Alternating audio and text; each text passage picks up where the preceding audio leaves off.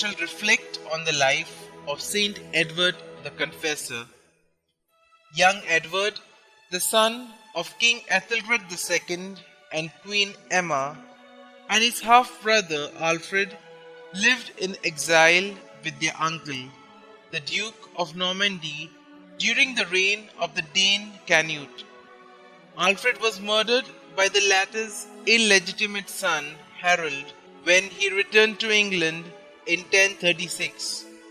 But when King Harden Canute died 7 years later, Edward was acclaimed the rightful king.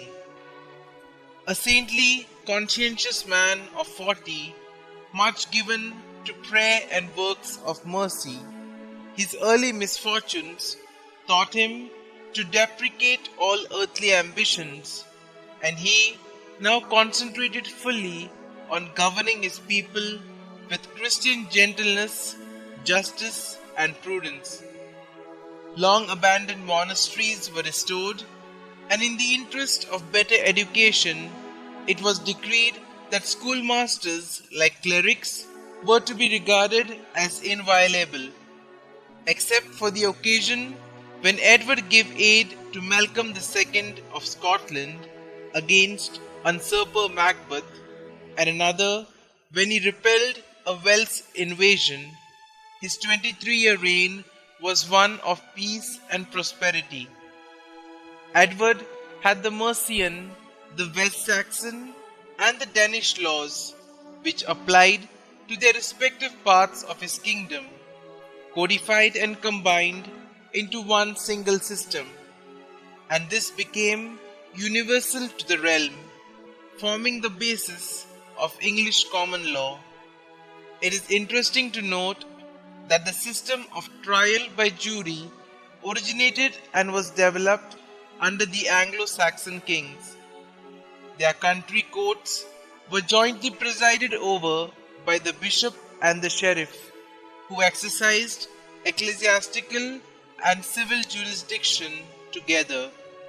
King Edward also abolished the odious Dangelget tax, which oppressed his people for 38 years.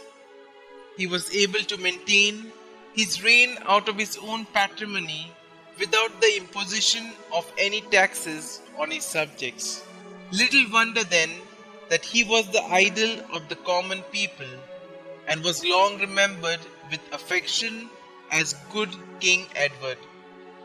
Edward was the first English king to touch and heal scrofulous sores with his ring, a power which had been conferred originally on the kings of France by Saint Remy. Edward's famous deathbed vision of his country's future has seen remarkable fulfillment. St. Edward died on the 5th of January 1066 and was buried in St. Peter's Church, now Westminster Abbey, which he had magnificently restored. He was canonized by Pope Alexander III in 1161.